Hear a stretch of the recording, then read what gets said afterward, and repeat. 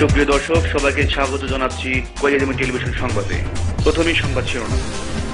তেঁতুল দিয়ে উদাহরণ দেওয়ায় আহমদ শফির সমালোচনা করলেন মোহাম্মদ নাসিম। তেঁতুল কাছে আসলে জিভে জল আসবেই এবং এটা সাংবিধানিক অধিকার, বললেন কালো বিড়াল সুরঞ্জিত। আহমদ শফির এই উদাহরণ বিজ্ঞানসম্মত, বললেন ফাটাকেষ্ট ওবায়দুল কাদের। তেঁতুলের ষড়যন্ত্র জনগণ মেনে নেবে না, বললেন খালেদা জিয়া। আহমদ শফি এই উদাহরণের মাধ্যমে নারী পুরুষে পার্থক্য করেছেন, বললেন সাদেক হোসেন খোকা। জিভে জল আসা মানে নারীদের প্রতি আকর্ষণের কথা বলা হয়েছে, বললেন চরমনের পীর। এবার বিস্তারিত জানাচ্ছেন হাসান মাহমুদ। দর্শক, দেশে বর্তমানে সবচেয়ে আলোচিত একটি ফল রয়েছে, যার নাম হচ্ছে তেঁতুল। আর এই তেঁতুল নিয়ে সকল রাজনীতিবিদদের মুখে এখন জল। আর এদিকে আহমদ শফি তেঁতুল নিয়ে উদাহরণ দেওয়ায় মোহাম্মদ নাসিম তার কড়া সমালোচনা করেছেন। আহমদ শফিকে বলবো, তেঁতুল দিয়ে কি শুরু করেছেন? আমরা শেখ হাসিনার পাশে বসি, সাজদা আমার পাশে বসি, তাহলে কি আমাদের কিছু নেই?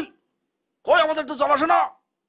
আমাদের মন্ত্রীরা একজন আর একজনের সাথে হেলান দিয়ে ঘুমায়, কই তাদের তো জল আসে না? এসব ফালতু কথা বন্ধ করুন, তেঁতুল ফেতুল বাদ দিন।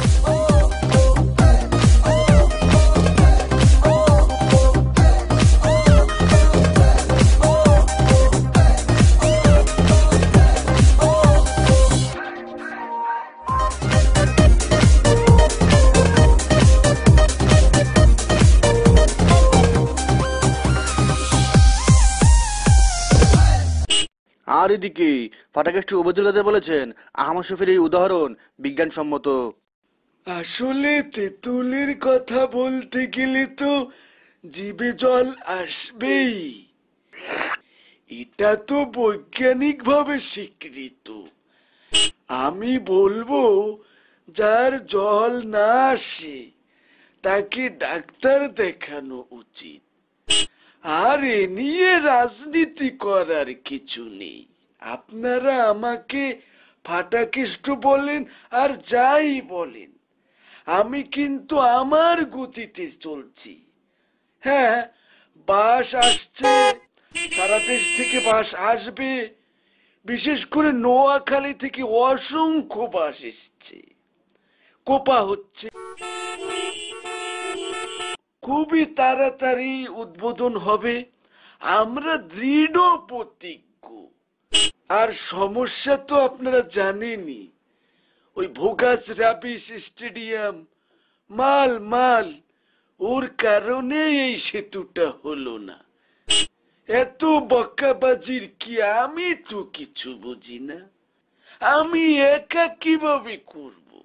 এই বড় মুখের বকবকানিটা বন্ধ করুন। আর সাদেক হোসেন খোকা বলেছেন আহমদ শফি এই উদাহরণের মাধ্যমে নারী পুরুষের মধ্যে পার্থক্য করেছেন। আহমদ শফি ঠিকই বলেছেন, তিনি তো নারী এবং পুরুষের পার্থক্য বুঝিয়েছেন একটি উদাহরণের মাধ্যমে, এবং আসলে তা অত্যন্ত সত্য এবং বাস্তব। এ নিয়ে রাজনীতির কি আছে? ওসব কথা বাদ দিন। আসলে আপনারা তত্ত্বাবধায়ক ছাড়া কিভাবে নির্বাচন দেবেন সেই ধান্দা, এ সমস্ত বাদ দিন। ইনশাআল্লাহ আমরা আন্দোলনের মাধ্যমে তত্ত্বাবধায়ক সরকার আনবো, নির্বাচন তার মাধ্যমেই হবে। আর অন্যদিকে কালো বিড়াল সুরঞ্জিত বলেছেন জিভে জল আসা প্রত্যেক মানুষের সাংবিধানিক অধিকার। দেখুন, জলের বিষয়টা অত্যন্ত স্বাভাবিক। আহমদ শফি যে কথাটা বলেছেন, রাষ্ট্রীয় সাংবিধানিক এবং গণতান্ত্রিক ভাবে একজন মানুষের মুখে তেঁতুল দেখে জল আসাই অবিসম্ভাবিক, আসতেই পারে। নেত্রীকে অনুরোধ করব, এইসব জল টল নিয়ে আপনি ব্যস্ত থাকবেন না, জল টল বাদ দিন, নির্বাচন নিয়ে ভাবুন। এমনি 5টি সিটিতে আমরা ঠকে গেছি, কিভাবে সামনে অনেক দিন থাকা যায় নির্বাচন না দিয়ে, সে কথা ভাবুন। আর আমার কাছে তো কালো বিড়াল একটা তেঁতুল সমতুল্য। কালো বিড়াল, কালো বিড়াল, কালো বিড়াল। আর বিএনপি চেয়ারপারসন বেগম খালেদা জিয়া বলেন তেঁতুলের এই ষড়যন্ত্র জনগণ মেনে নেবে না। প্রিয় দেশবাসী, আপনারা জানেন এই সাহাবাগীরা আল্লাহ এবং রাসূলকে কটূক্তি করেছিল, বিভিন্ন গণমাধ্যমে তা অত্যন্ত সুন্দরভাবে প্রকাশ করেছে। বিশেষ করে মাহমুদুর রহমান তার পত্রিকায় প্রচার করে দেশের সকল মানুষের দৃষ্টি খুলে দিয়েছিল এই নাস্তিকদের সম্পর্কে। আর আওয়ামী লীগ এবং এই শাহবাগীরা অত্যন্ত জোর গলায় বলে এটা নাকি মাহমুদুর রহমান উস্কে দিয়েছে। আমার প্রশ্ন, যদি তাই হয় তাহলে এই যে আহমদ শফী ঘরোয়া পরিবেশে বাস্তব উদাহরণ দিয়েছেন যা অত্যন্ত সত্য, সেটাকে কাটছাট করে মিডিয়া ট্রিটমেন্ট করে এই ৭১ টিভি এবং বিটিভি বারবার প্রকাশ করেছে। আমি বলতে চাই এটা কি কোনো ধরনের উস্কানি নয়? অবশ্যই উস্কানি। তারা ষড়যন্ত্র করেছে এটাকে বারবার প্রচার করে নারীদের মাঝে একটি উত্তেজনা সৃষ্টি করার জন্য।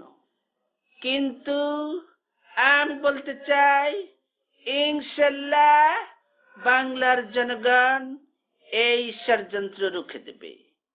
পরিশেষে বলতে চাই, তত্ত্বাবধায়ক সরকার ছাড়া নির্বাচন হবে না, হবে না, হবে না।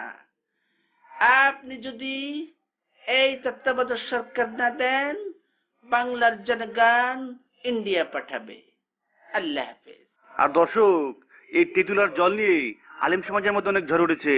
চৌগানা পিসাব বলেন আহমদ শফী যা বলেছে তা বাস্তব, এবং এই সম্পর্কে পবিত্র কোরআনে উল্লেখ আছে। বন্ধুরা, ভাইয়েরা ভাইয়েরা, কয়েকটা কথা বলি, মনোযোগ দিয়া শোনো। আহমদ শফী যে তেঁতুলের কথা বলেছে আসলে কিন্তু তেঁতুল না, এটা হচ্ছে নারীদের প্রতি আকর্ষণের কথা বলা হয়েছে, এবং এটা আকর্ষণ যে কথা বলা হয়েছে এটা কিন্তু বাস্তব কথা। পবিত্র কোরআনে আল্লাহ পাক সূরার মধ্যে নাযিল করেছেন, যুয়িনা লিন-নাসি হুব্বুশ শাহাওয়াতি মিনান নিসা, আল্লাহ নারীদেরকে পুরুষদের কাছে আকর্ষণ করিয়া সৃষ্টি করেছে।